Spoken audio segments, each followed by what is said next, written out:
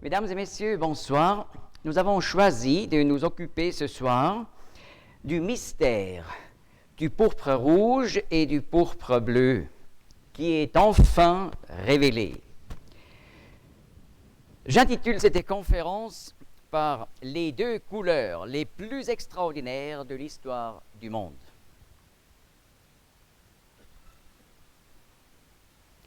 Voilà quelques remarques introductives.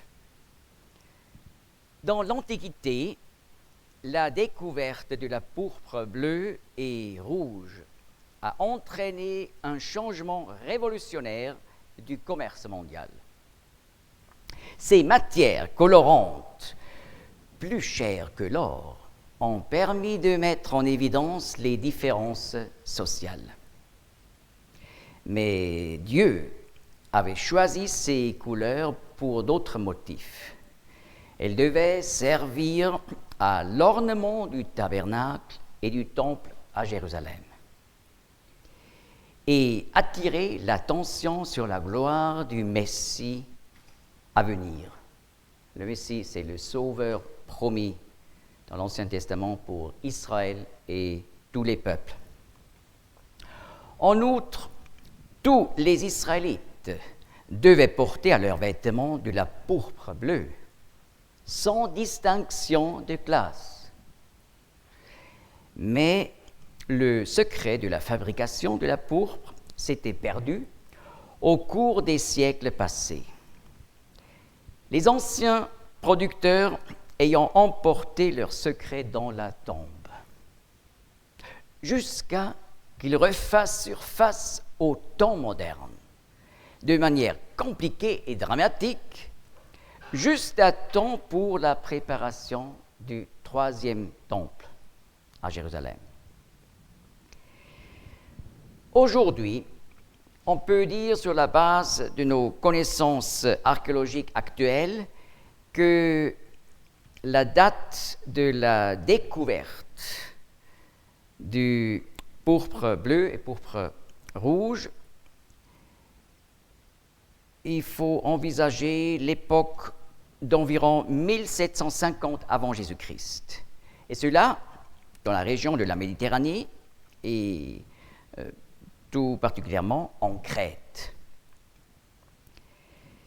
Eh bien, il faut dans ce contexte donner quelques remarques explicatives concernant la langue française.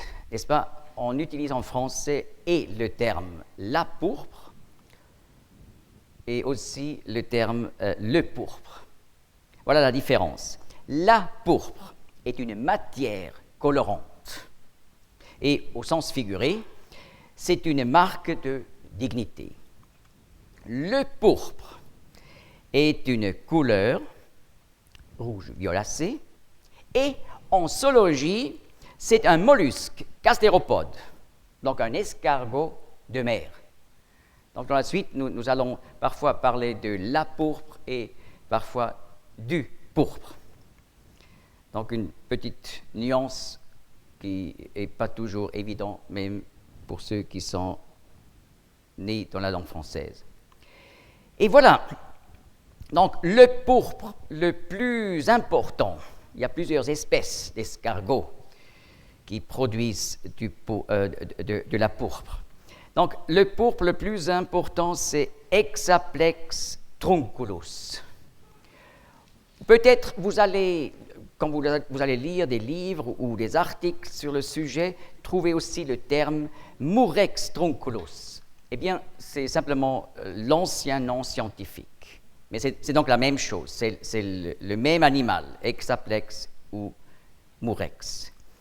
Et voilà, tout en détruisant cet escargot, dans la région de ces glandes hypobranchiales, c'est une partie du système de digestion, on obtient quelques petites gouttes d'une liquide d'abord incolore. Ensuite, quand on l'expose aux rayons du soleil, on obtient le pourpre bleu. Mais si on travaille simplement dans une maison et on épargne le liquide des rayons du soleil, on obtient le pourpre rouge. Pour teindre 1 kilo de laine, il faut environ 10 000 à 20 000 pourpres. Donc il faut tuer jusqu'à 20 000 escargots de mer. Et avec ça, on pourrait produire donc un vêtement royal. Juste pour éviter quelques confusions, ça se peut que vous allez lire plus tard des articles sur le sujet et vous allez voir que, semble-t-il, ça remonte à Paul Friedlander. Et donc, la pensée que pour obtenir 1 gramme de pourpre, il faut plus de 10 000 escargots de mer. Mais cette estimation est en contradiction avec les recherches actuelles en Israël. Donc, cette estimation est complètement exagérée. Mais déjà, 10 000 à 20 000 pourpres pour 1 kilo de laine, c'est pas mal, n'est-ce pas? Et ainsi, on comprend pourquoi. Donc, ces 2 couleurs sont en fait plus chères que de l'or. D'ailleurs, on peut aujourd'hui, actuellement, obtenir de ces couleurs, ces matières de couleurs, par Kramer Pigmente GmbH et compagnie, à Eichstätten, en Allemagne. Et là, pour 1 gramme, on paye effectivement 2 450 €. C'est pas mal. Alors, c'est évident que c'est beaucoup plus précieux que de l'or. Dans l'Antiquité, la ville de Tyr, en Liban actuel, est devenue le numéro 1 du commerce mondial. Surtout cela à l'époque du premier millénaire avant Jésus-Christ. Et cela était beaucoup lié au fait de la production du pourpre vers la ville de Tyr. Ensuite, aussi le commerce avec ses couleurs. Et vous savez que les anciens Cananéens au Liban, ils étaient excessivement doués pour bâtir des bateaux.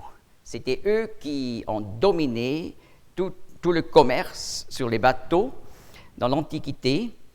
Et d'ailleurs, les Cananéens du Liban, on a appelé dans l'Antiquité par le terme grec phénicien, ce qui veut dire peuple de la pourpre. C'est ça qui les a amenés à cette richesse incroyable. Il vaut la peine de lire soigneusement Ézéchiel 26 à 28. Voilà, le prophète au VIe siècle avant Jésus-Christ décrit la ville de Tyr et son commerce, et aussi donc son commerce avec les bateaux sur la Méditerranée, et même plus loin que ça. Et c'est une description merveilleuse de l'époque de cette richesse splendide de la ville de Tyr, en rapport avec la pourpre. Eh bien, on comprend une couleur beaucoup plus chère que l'or peut servir facilement comme signe distinctif entre les riches et les pauvres. Parce que seulement les riches pouvaient porter des habits de pourpre, rouge et bleu. Donc, cette invention au XVIIIe siècle, avant Jésus-Christ, a aidé à marquer encore plus les différences des classes sociales. Ici, d'ailleurs, vous voyez encore un navire phénicien qu'on a trouvé sur un sarcophage.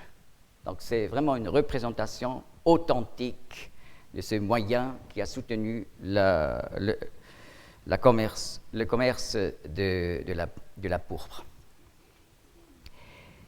Pour donner encore un exemple de la valeur de ces habits colorés de pourpre, rouge et bleu, voilà ici, vous voyez, une de ces tablettes de Tel el-Amarna qu'on a trouvée il y a plus de 100 ans. Et vous voyez, il s'agit là de correspondance entre le Moyen-Orient et l'Égypte.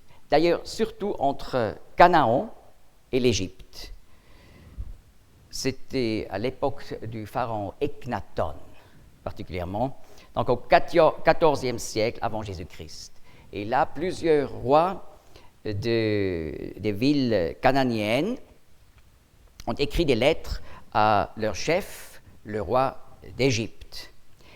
Mais parmi ces lettres de Tel el-Amarna, donc qu'on a trouvées en Égypte, on a aussi trouvé une lettre de Dousrata, le roi de Mitanni, donc beaucoup plus loin que le pays de Canaan, qui parle du fait qu'il a fait cadeau à un prince égyptien qui devait épouser sa fille un vêtement de pourpre. On trouve dans ce texte, donc ces lettres sont écrites d'ailleurs en akkadien, donc babylonien, Subatu Shatakilti, ce qui veut dire un vêtement de pourpre bleu. Ou vous pouvez dire un vêtement de techelet, pour utiliser le terme hébreu qu'on trouve dans l'Ancien Testament. Mais vous voyez comme l'akkadien, le babylonien est bien parenté avec l'hébreu, et pas seulement parce qu'ici il s'agit d'un terme utilisé en général. Techelet, c'est takilti, c'est la même chose. Alors, voyons l'origine de ces couleurs et la date de la découverte. Il est remarquable de voir maintenant le fait que l'exode des fils d'Israël, du peuple d'Israël, hors d'Égypte pour aller au pays de Canaan, selon la chronologie stricte de la Bible, donc cette chronologie qui prend tous les chiffres en sérieux et qui arrive à les mettre dans un système cohérent, sans changer une chiffre. Alors, par cette chronologie, on obtient la date de 1606 avant Jésus-Christ pour l'Exode. Et, n'est-ce pas, juste après l'Exode, nous lisons dans le livre de l'Exode que les Israélites ont utilisé du pourpre bleu et du pourpre rouge en rapport avec le tabernacle. Donc, vous voyez, si par l'archéologie, on devrait venir à la conclusion que la pourpre a été découverte seulement, disons, au XIVe siècle avant Jésus-Christ, on aurait un problème. Mais vous voyez, maintenant, sur la connaissance actuelle, on peut dire, oui, la découverte était au XVIIIe siècle et l'Exode au XVIIe siècle, avant Jésus-Christ. Donc c'est absolument cohérent. Voilà ici le voyage des Israélites venant de l'Égypte, du delta. Ils sont passés par la mer Rouge pour aller au Sinaï. Et là, au Sinaï, ils ont reçu la loi de Dieu. D'abord, les 2 tablettes avec les 10 commandements. Et dans la suite, ils ont reçu finalement les 5 livres de Moïse avec les centaines de lois pour diriger Israël selon la pensée de Dieu. Et en rapport avec le don de la loi, Dieu a donné le commandement à Israël de construire dans le désert un temple qu'on peut transporter d'un lieu à l'autre. Et voilà ici les 14 composants de l'offrande élevée. Donc d'abord, les Israélites ont dû apporter les matériaux pour construire le temple. Et selon la volonté de Dieu, on a construit le tabernacle, ce temple dans le désert, sur la base de 14 composants. Je lis en Exode 25, verset 2.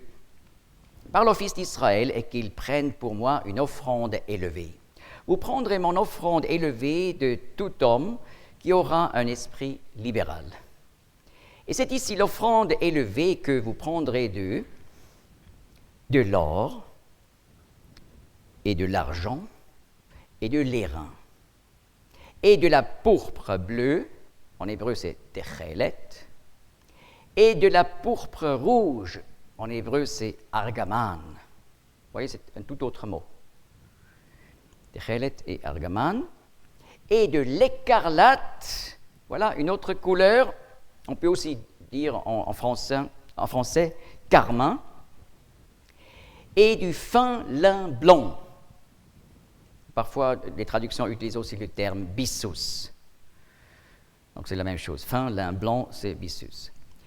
Et du poil de chèvre et des peaux de bélier teintes en rouge et des peaux de tesson et du bois d'acacia, en hébreu c'est chittim, de l'huile pour le luminaire, des aromates pour l'huile de l'onction et pour l'encens des drogues odoriférantes, des pierres d'onyx et des pierres à enchâsser pour l'éphod et pour le pectoral.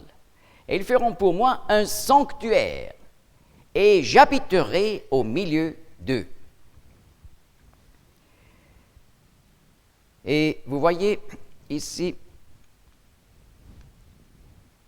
le tabernacle avec la porte d'entrée, qui était en fait une porte de tapis, où on trouve ces 4 couleurs que je viens de mentionner. Ensuite, vous voyez aussi le tapis qui forme la porte du temple proprement dit. C'est aussi fait de ces 4 couleurs, donc aussi pourpre bleu, pourpre rouge. Et il y avait encore plus d'usages. Mais déjà, par ça, on voit que la pourpre était utilisée là pour la gloire de Dieu, non pas pour la gloire de l'homme, pour faire la distinction des classes. Voilà pour voir une possibilité de pourpre rouge. Qu'est-ce que ça donne? Il y a plusieurs nuances. Alors, il ne faut pas se fixer sur cette couleur ici. Ça peut aussi être plus sombre. Il y a plusieurs nuances, mais ça, c'est de la vraie pourpre rouge, argaman. Et pour comparer, la pourpre bleue, techelet, juste à côté. Mais j'aimerais encore expliquer les couleurs qui sont en plus mentionnées dans l'Exode. On a lu du carmin ou écarlate. En fait, en hébreu, le terme c'est to'alat shani, ce qui veut dire la cochenille kermès. Vous voyez, c'est cet animal qu'on utilise pour produire cette couleur. Donc, on détruit ces vers et on obtient donc un rouge très, très brillant. Et je vois que par le beamer que j'utilise, les couleurs ne sont pas tout à fait correctes, mais tous ceux, surtout par exemple en Afrique, qui vont voir après les DVD, alors ils vont voir vraiment les bonnes couleurs. Vraiment la réalité. Parce que ce rouge écarlate, c'est vraiment comme le sang qui sort d'un corps blessé. Et nous allons voir que cette couleur a une connexion profonde avec le sang de Christ, dans le symbolisme. Voilà encore le fin lin blanc. En hébreu, c'est appelé shesh. On peut aussi traduire par byssus. C'est ça. Vous voyez ici la récolte des tiges de lin. Donc c'est fait à partir d'une plante. Et là, je vous montre les fibres de lin à la base de la production des tissus. Alors, nous avons, comme j'ai expliqué, 4 couleurs dans le tabernacle. Et quand on considère d'abord l'entrée vers le tabernacle, il faut bien sûr regarder cette grande porte. Il y avait une porte, n'est-ce pas? Le temple proprement dit était entouré par une cour qui formait donc une séparation entre Dieu qui habitait dans le temple et le peuple qui habitait autour du temple. Et cela indique qu'il y a une séparation entre l'homme et Dieu. Et vous voyez, cette séparation est faite de fin lin blanc pour insister sur le fait que Dieu est saint et juste, et nous, les humains, sommes injustes, parce que nous avons tous rompu les commandements de Dieu. Donc, Ésaïe 59, versets 1 et 2, nous montre que nous avons fait une séparation avec Dieu à cause de nos péchés. Mais le message du tabernacle est le suivant: il y a une grande porte d'accès vers Dieu. Il y a un chemin pour aller vers Dieu. Et pour aller à Dieu, il faut entrer par cette seule porte. Et Jésus-Christ, qui a accompli les prophéties concernant le Messie promis, le Sauveur promis de l'Ancien Testament, il a dit en Jean 10, « Moi, je suis la porte. Celui qui entre par moi sera sauvé. » Donc, on peut avoir accès à Dieu, mais il y a un seul chemin. Il n'y a pas d'autre possibilité. Les hommes essayent, par les différentes religions, finalement, atteindre Dieu. Non, ce n'est pas possible. Jésus-Christ est le chemin et la vérité et la vie. Nul ne vient au Père que par lui. Et voilà la signification de ces 4 couleurs qui composent cette grande porte, d'ailleurs de 10 mètres et demi de largeur. N'est-ce pas? Nous n'avons pas de telles portes chez nous à la maison, même si on a si on aime l'hospitalité, mais cela montre vraiment comme Dieu est vis-à-vis de nous. Il nous invite, venez tous à moi, dit le Seigneur en Matthieu 11. Voilà, le carmin ou écarlate, en hébreu, tola'at-shani, littéralement, le vert de l'écarlate, parle du Messie d'Israël. Pourquoi? En Matthieu 27, 28, on lit comme les soldats, avant la crucifixion de Christ, ont mis un manteau sur Jésus-Christ pour exprimer leur blasphème. Mais le texte dit clairement que c'était un manteau d'écarlate. Et ils ont dit, voilà le roi d'Israël. Donc l'écarlate parle du Messie d'Israël qui est venu et qui a donné son sang pour nous sauver par sa mort. En plus, dans le psaume 22, qui est un psaume prophétique que David a écrit vers 1000 avant Jésus-Christ, tout en prophétisant les souffrances de Christ à la croix.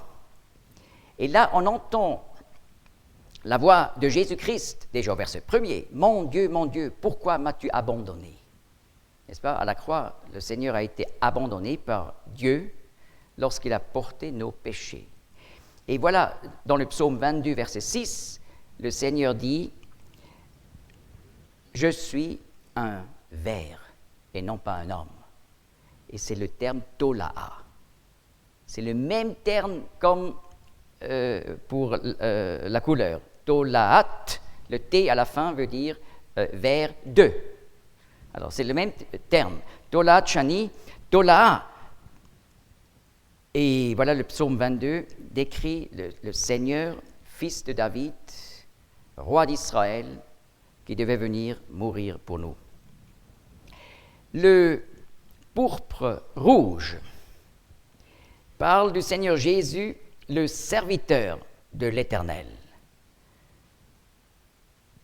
sur le trône. Pourquoi? Dans l'évangile de Marc, chapitre 15, verset 27, nous lisons également le même passage comme les soldats romains ont mis un manteau sur Jésus-Christ.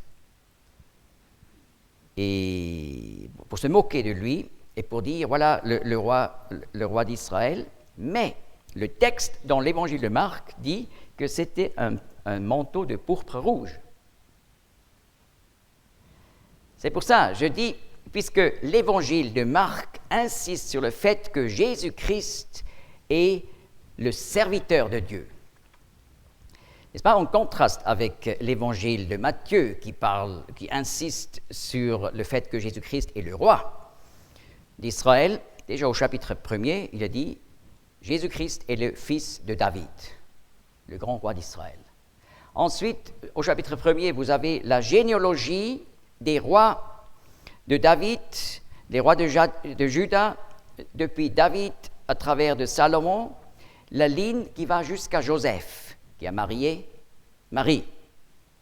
Et pour ça, Jésus-Christ, puisqu'il était comme homme adopté par Joseph, il a eu donc le droit, l'accès à la généalogie royale. Ensuite, en Matthieu 2, les mages de l'Orient arrivent avec la question « Où est le roi des Juifs qui est né ?» Ça, on le trouve seulement dans Matthieu. Et d'ailleurs, dans tout l'évangile de Matthieu, les termes « roi »,« royaume »,« régner comme roi » apparaît le plus souvent de tous les 4 évangiles. Et voilà, dans Matthieu, nous avons donc le terme de l'écarlate, en rapport avec le Seigneur, mais dans Marc, où nous avons le serviteur, c'est le pourpre rouge. Et il faut que j'insiste sur le fait que dans l'évangile de Marc, il n'y a pas de généalogie royale. Même pas la naissance est mentionnée, mais cet évangile commence tout de suite avec le service de Jésus-Christ. Et on voit comme le Seigneur travaille. C'est l'évangile où on trouve le moins de mots, de paroles de Jésus-Christ. N'est-ce pas? Qu'est-ce qui est important pour un serviteur? Qu'il parle ou qu'il travaille?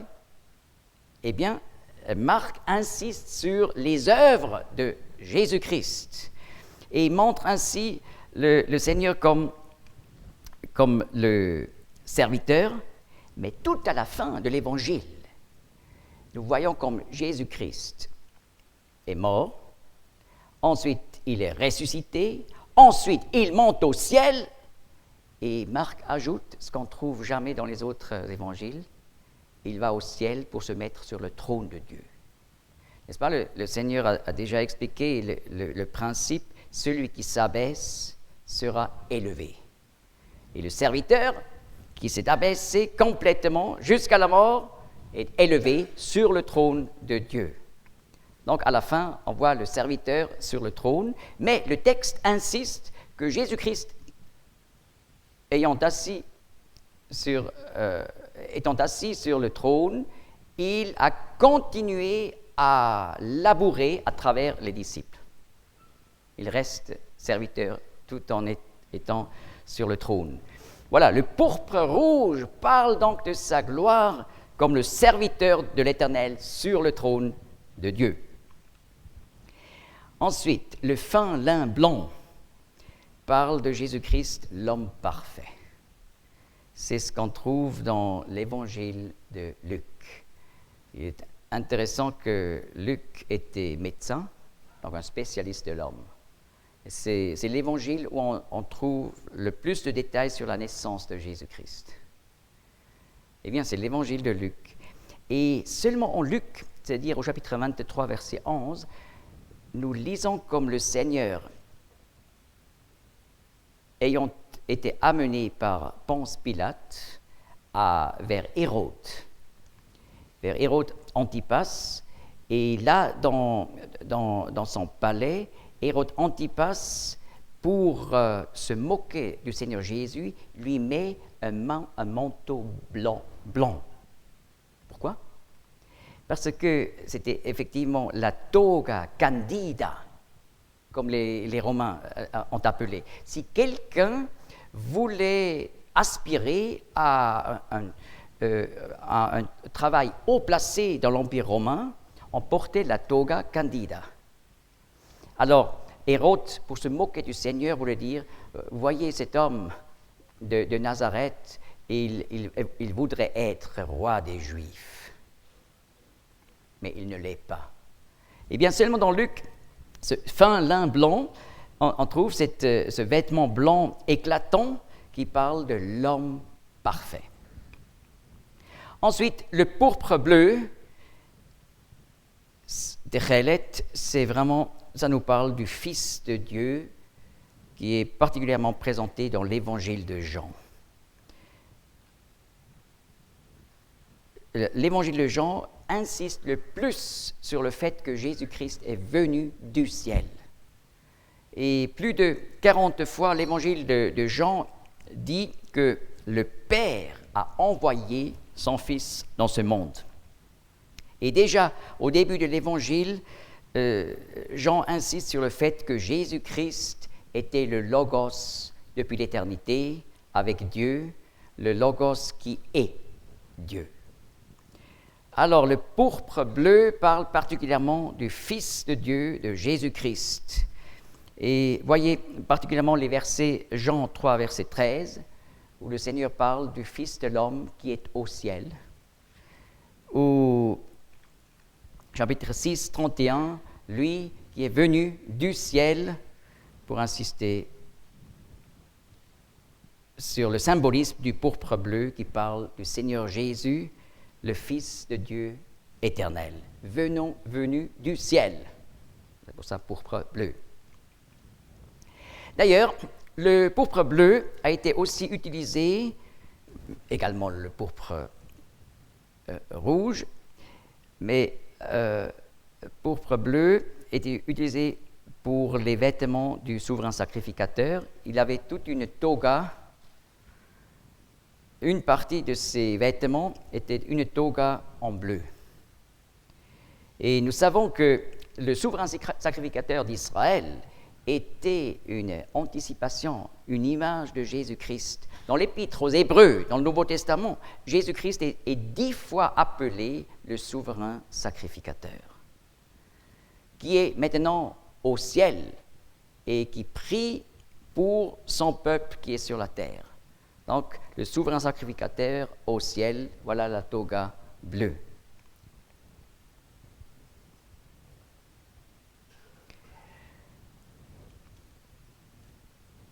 Une chose remarquable se trouve en Nombre 15, 38.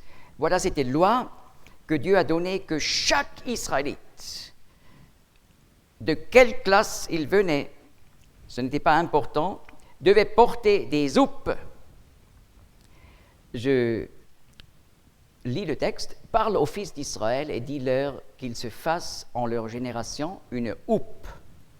On peut aussi traduire frange, au coin de leurs vêtements du dessus.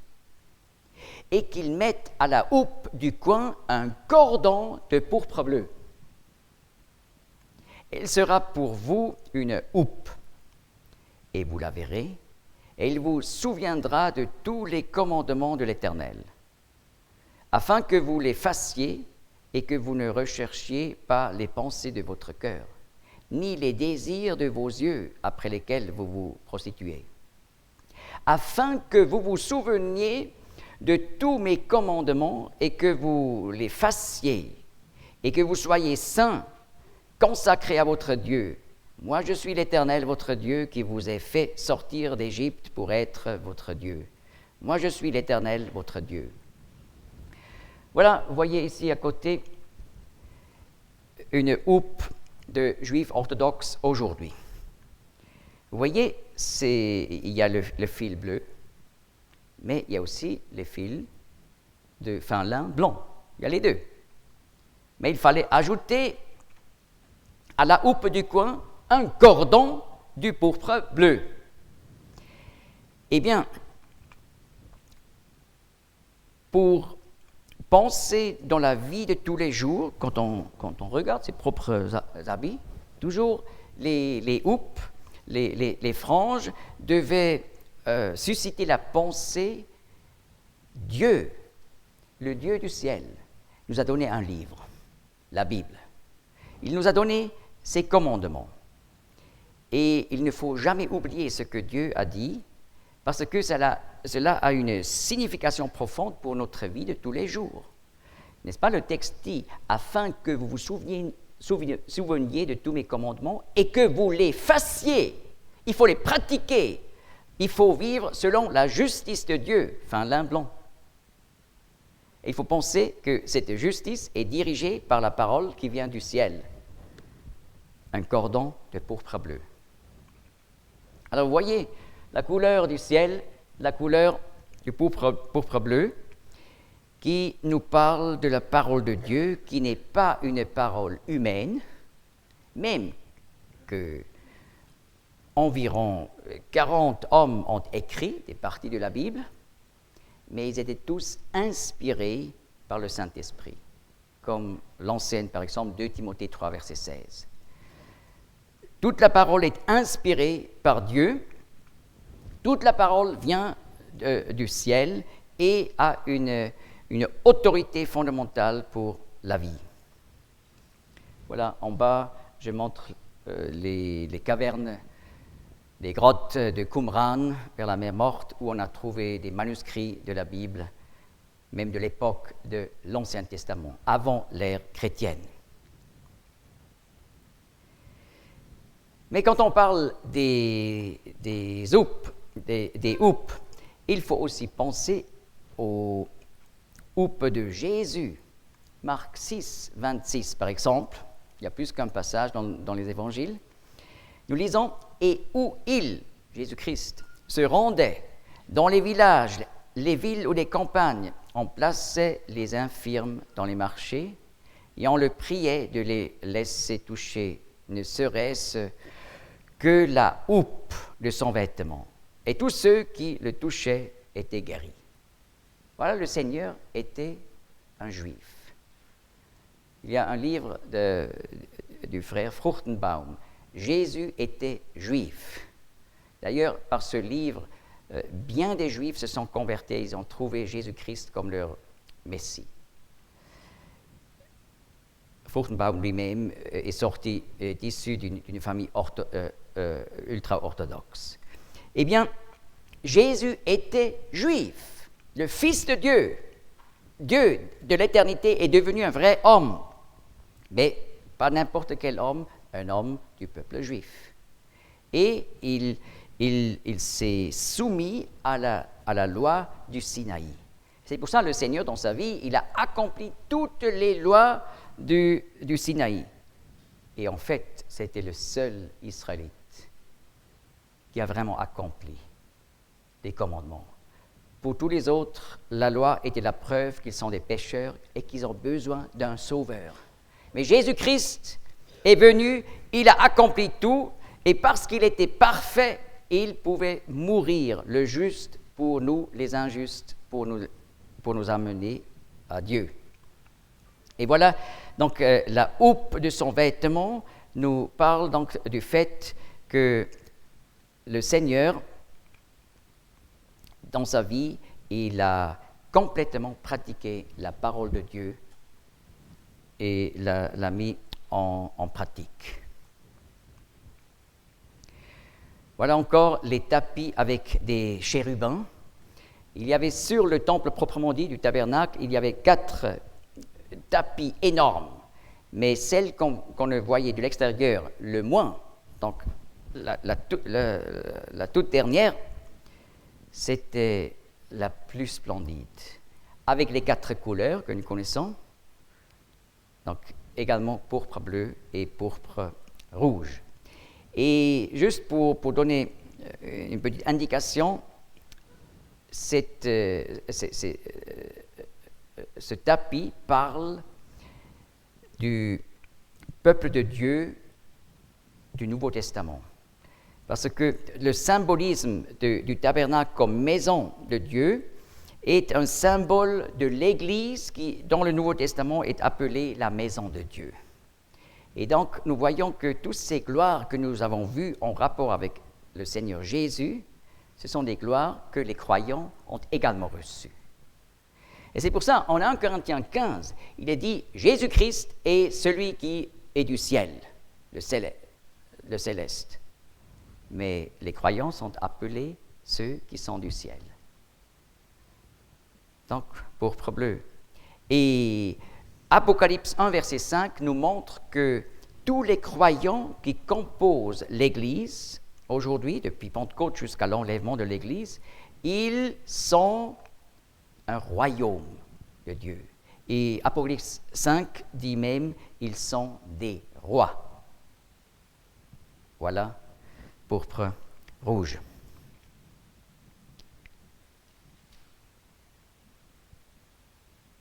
Et voilà encore l'arche de l'Alliance.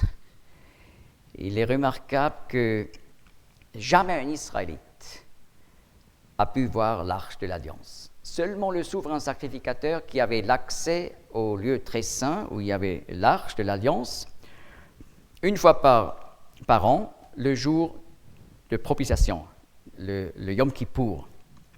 Mais même lorsque le tabernacle a été amené d'un lieu à l'autre dans le désert autrefois, il a été couvert par un tissu de pourpre bleu. Et voilà, l'arche de l'Alliance, selon Romains 3, parle de Jésus-Christ qui a accompli donc la réconciliation des hommes croyants avec Dieu. Et voilà, l'arche de l'Alliance était le lieu de la réconciliation avec Dieu. C'est pour ça que ça parle de Jésus-Christ. Et c'était couvert toujours d'un tissu bleu. Le salut ne vient pas de nous, de l'homme. Et aussi aujourd'hui, où par exemple l'ONU essaye de sauver la planète, n'est-ce pas? Par des grandes entreprises. On voit les dangers de la destruction de notre planète par les œuvres de l'homme, mais l'ONU veut sauver le monde. Mais le sauveur vient du ciel.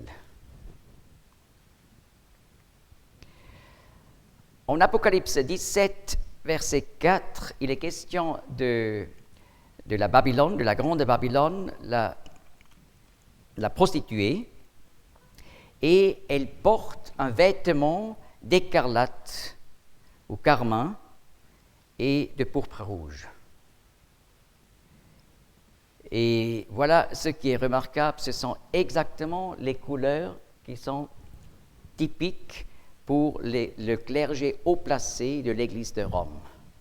Et en fait, en Apocalypse 17, il est dit que la femme, elle est la cité qui a la royauté sur toute la terre.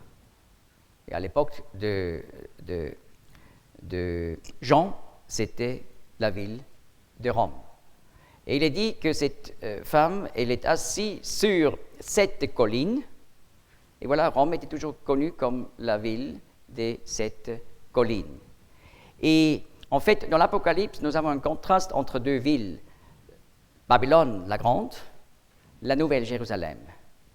Et la Babylone la Grande est vue comme une femme, une prostituée, et la Nouvelle Jérusalem est donc le contraste de la ville de Babylone et est considérée comme l'épouse de l'agneau. Eh bien, l'épouse de l'agneau, la Nouvelle Jérusalem, c'est la vraie Église qui est composée de tous les vrais croyants de toutes les églises. Église évangélique, Église réformée, Église catholique. Tous les vrais croyants forment la vraie Église, la Nouvelle Jérusalem. Mais la fausse Église, en contraste, c'est la prostituée, la grande Babylone la Grande. Une chose remarquable dans l'histoire, l'empereur Auguste, qui était l'empereur à l'époque de la naissance du Seigneur Jésus, L'empereur Auguste, comme son père Jules César, a limité l'utilisation de la pourpre pour lui-même et les représentants du gouvernement les plus haut placés. Eh bien, cette interdiction a été maintenue dans les empires romains et byzantins, et jusqu'au Moyen Âge. Alors, on comprend, ça devait poser un problème au peuple juif, parce que chaque Israélite devait porter la pourpre, les houppes du peuple de Dieu. Donc là, il y avait un conflit entre les commandements de l'Éternel et le commandement de l'État. Mais la parole est claire, en Acte 5, il faut obéir plus à Dieu. Bien sûr, Romains 13 nous dit que chaque croyant doit se soumettre au gouvernement. Et Paul a écrit cela, en Romains 13, il a écrit vers 57 après Jésus-Christ, donc à l'époque de l'empereur Néron, qui était un homme terrible. Mais il dit, bien sûr, qu'il faut se soumettre au régime, mais Acte 5 explique, dans les cas où le gouvernement demande des choses qui sont contre la loi de Dieu est plus importante. Donc pour les Juifs, c'était clair, il faut porter les houppes. Et le Seigneur a aussi porté les houppes.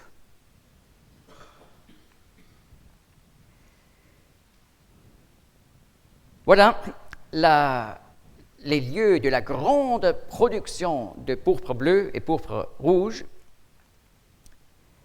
étaient dans la région de Tyr et Sidon, au Liban, mais jusqu'à Haïfa. Parce que les Juifs, le peuple d'Israël, avaient un intérêt fondamental tout le temps, à travers les siècles, les millénaires, pour produire justement ces deux couleurs, pour accomplir les lois divines.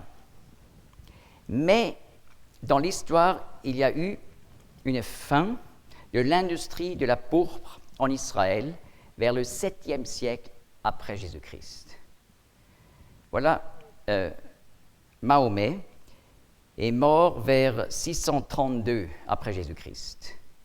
Et après sa mort, les premiers musulmans sont sortis de la péninsule arabe pour faire la conquête du monde. Et d'abord, ils ont fait la conquête d'Israël et des autres pays du Proche-Orient, ensuite même l'Afrique du Nord, au 7e, 8e siècle.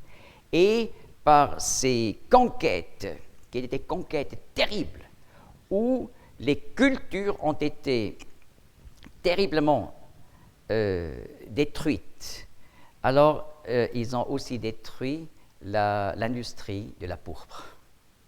Et voilà la fin.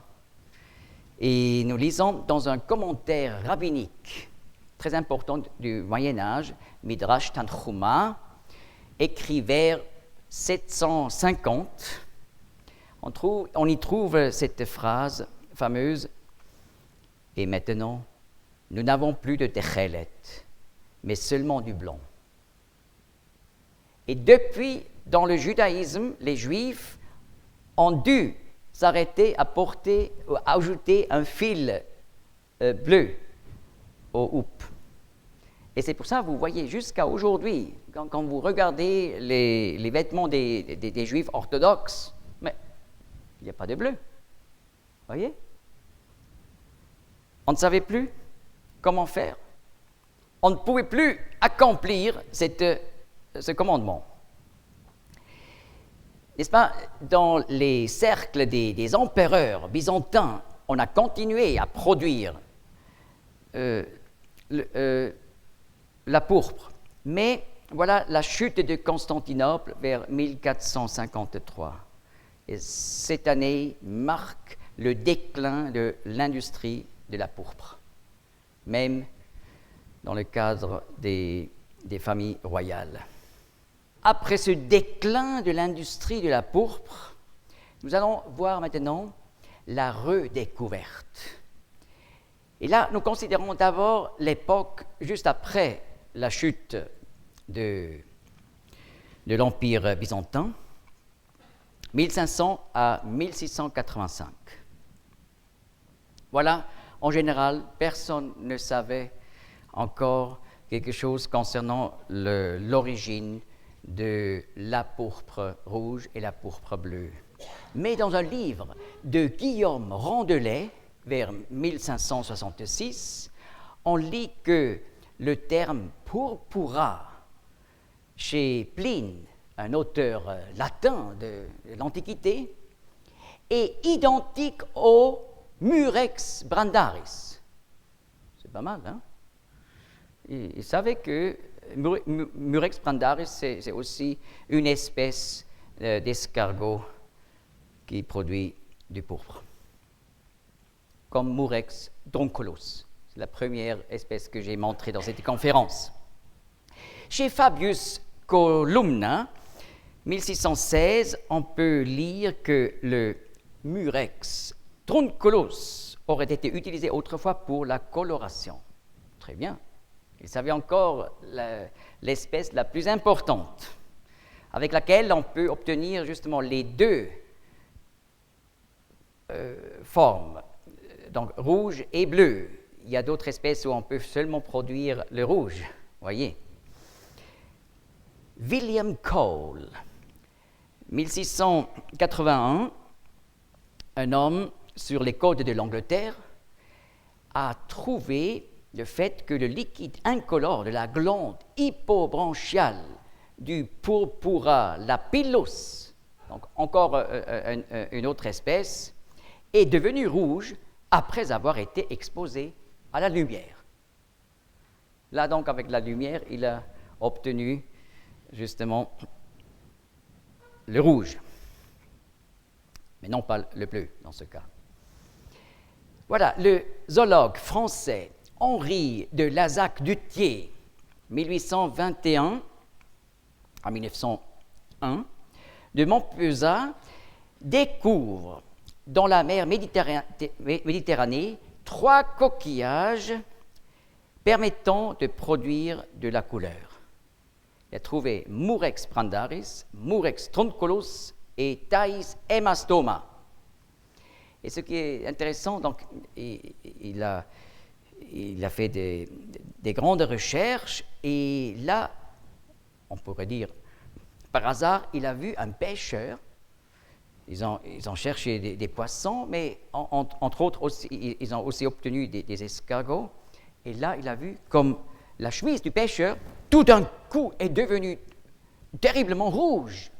Alors il s'est dit, mais c'est quoi? Et ainsi, il a trouvé le secret. C'était un homme excessivement habile et plus tard, il est devenu professeur à l'Université de Paris.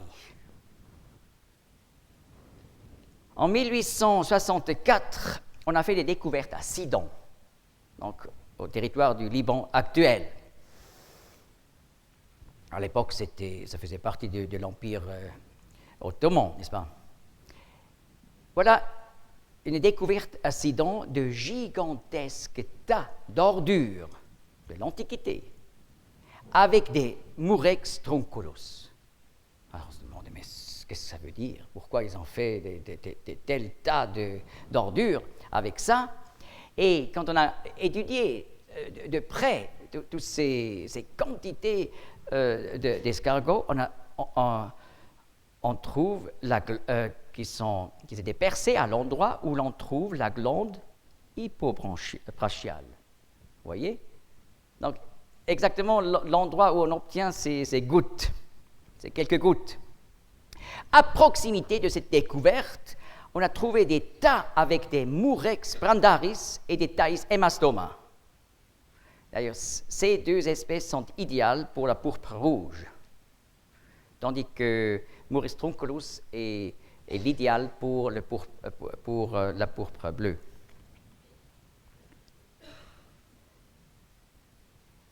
Maintenant, il faut envisager un homme très intéressant, un juif orthodoxe, de l'Europe de l'Est, le rabbi Gershon Hanok Lehner. Il a, à côté de son travail d'étude du Talmud et de la Torah, il a fait beaucoup de travail de recherche dans plusieurs domaines. Il s'est intéressé pour la biologie et d'autres domaines. Un homme très habile, très large d'esprit. Et il a fait tout un travail de recherche en toute l'Europe pour redécouvrir du Techelet. Il s'est dit, mais c'est pas normal. On n'a plus les houppes avec le fil bleu. Il nous faut redécouvrir Techelet. Et finalement, il a trouvé une espèce. En science, on l'appelle Sepia officinalis. Et sur la base de cet animal, il a obtenu une couleur bleue. Et voilà, la fête de Hanouka, en décembre, n'est-ce pas? 1889, pour lui, c'était une fête énorme. Il a préparé, sur la base de ses découvertes 10 000 kits de tzitziot. En hébreu, c'est tzitziya, singulier, tzitziot en pluriel. Il a fait 10 000 kits de tzitziot pour ses disciples. Maintenant, vous pouvez de nouveau mettre le fil bleu. Mais ce qu'il ne savait pas, et par un processus un peu compliqué, il a obtenu cette couleur, mais la couleur bleue provenait d'une substance chimique qu'on avait ajoutée pendant le processus, et non pas de cet animal. Et il croyait d'avoir trouvé, et ses disciples l'ont cru également. Alors, c'est la grande question des grands rabbins des siècles passés dans le Talmud, ce qui est l'œuvre le plus importante dans le judaïsme après la Bible. Dans le Talmud, cette espèce, cet animal qui donne la pourpre bleue et pourpre rouge est appelé chilazon en hébreu. Et personne ne savait c'est quoi chilazon. Alors, Lehner, il a pensé, voilà, j'ai trouvé, c'est Sepia officinalis. C'est d'ailleurs un mollusque, la sèche, si ça vous dit quelque chose. Mais on n'obtient pas le bleu. C'était donc un métal qui était ajouté dans le processus qui a donné ce bleu. Mais voilà un progrès important par Paul Friedländer, que j'ai déjà mentionné tout au début, vous vous souvenez peut-être. 1909, le chimiste allemand Paul Friedländer, c'est le premier qui a pu analyser chimiquement ce que c'est que la pourpre. La pourpre, c'est du dibromindigo. Voilà la formule chimique. C'est 16H8 brom 2 N2O2. Mais une nouvelle étape dans ce cheminement de la redécouverte, voilà le rabbi Yitzhak Halevi Herzog, un homme excessivement intéressant. Il a été élevé comme juif ultra-orthodoxe en Angleterre, et déjà comme enfant, il était un enfant prodige, qui avait une connaissance du Talmud qu'on ne trouvait pas chez d'autres rabbins. Donc c'était un génie. Et il a continué toutes ses recherches, mais il a aussi fait des études à l'université de Paris en sciences séculières, ce qui n'était pas normal pour les ultra-orthodoxes. On n'aimait pas ça, voyez. Alors, il a finalement fait un travail de doctorat qui était une réfutation du travail de Lehner pour montrer que tous ses disciples, ils étaient faux. C'est bleu, c'est pas correct. Et le résultat important de son travail, c'était le Murex trunculus est à l'origine du Techelet. Tiens, c'est juste. Mais son doctorat avait un problème. Il n'a jamais obtenu ce bleu. C'est toujours rouge. D'ailleurs, lui, il était, encore avant la fondation de l'État d'Israël, il est devenu le grand rabbin en Palestine. Et après la fondation de l'État d'Israël, 1948, il est devenu donc le premier grand rabbin de l'État d'Israël. Donc, un homme très, très spécial, très intéressant, mais il faut dire qu'il est finalement mort avant qu'on a pu résoudre le problème de son doctorat. Voilà, on continue avec Elsner et Spanier. Le professeur Otto Elsner du Schenker College of Fibers en Israël et Ehud Spanier de l'université de Haïfa. Ils ont fait des recherches avec ces couleurs.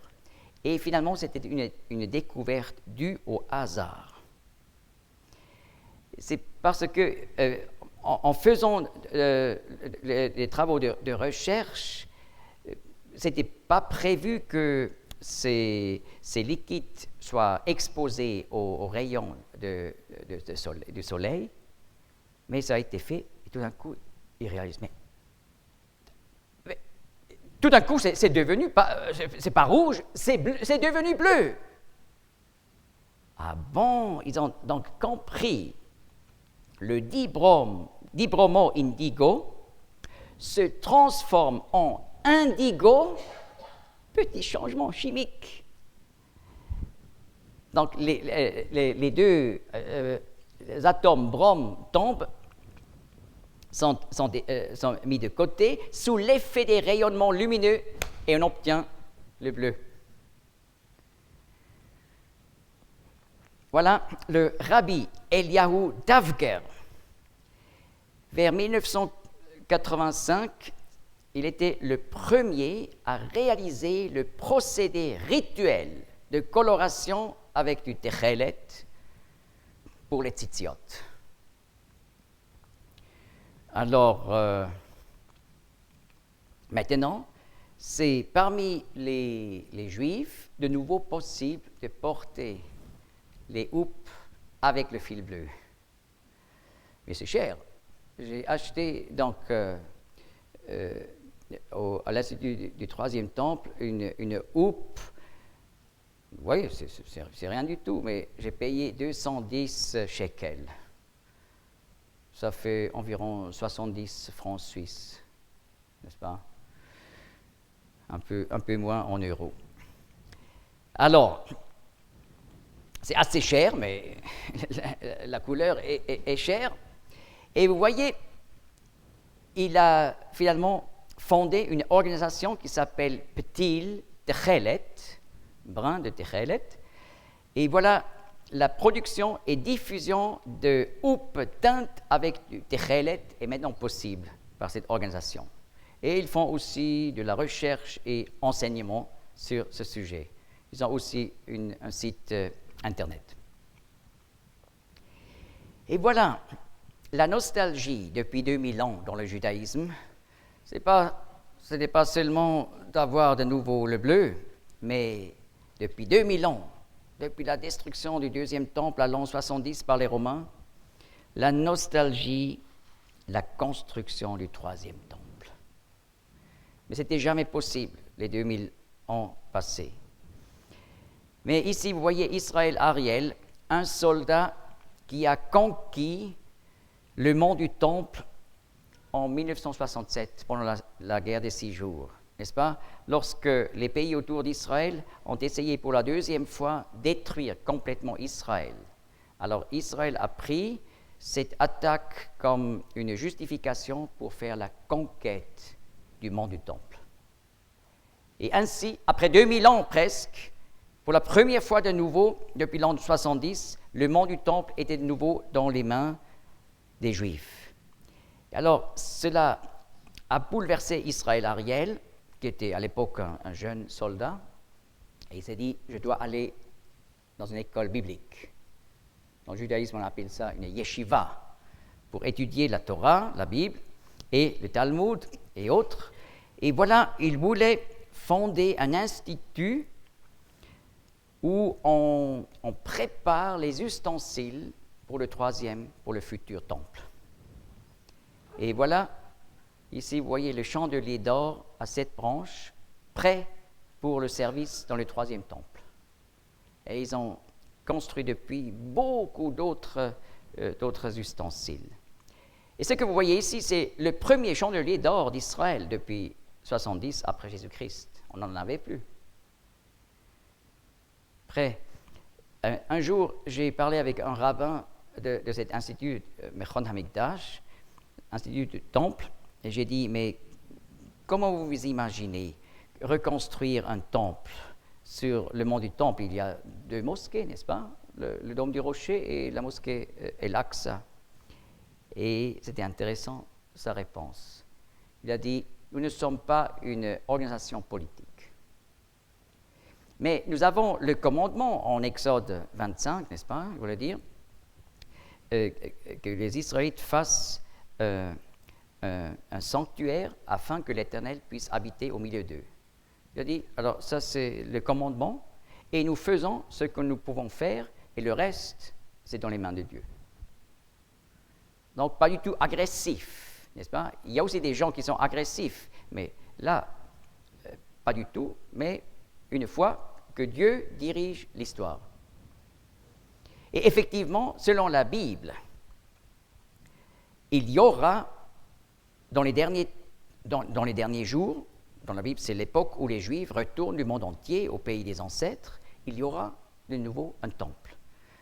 Par exemple, parmi les nombreux passages, Apocalypse 11, verset 1, un chapitre qui parle d'ailleurs de Jérusalem, on parle, Jean dit, puis il me fut donné un roseau semblable à une canne à mesurer, et me disant, lève-toi et mesure le temple de Dieu, l'autel et ceux qui y adorent. Alors, la Bible clairement parle de ce futur temple à Jérusalem. Voilà un plan prophétique, le plan prophétique des 70 semaines d'année de Daniel.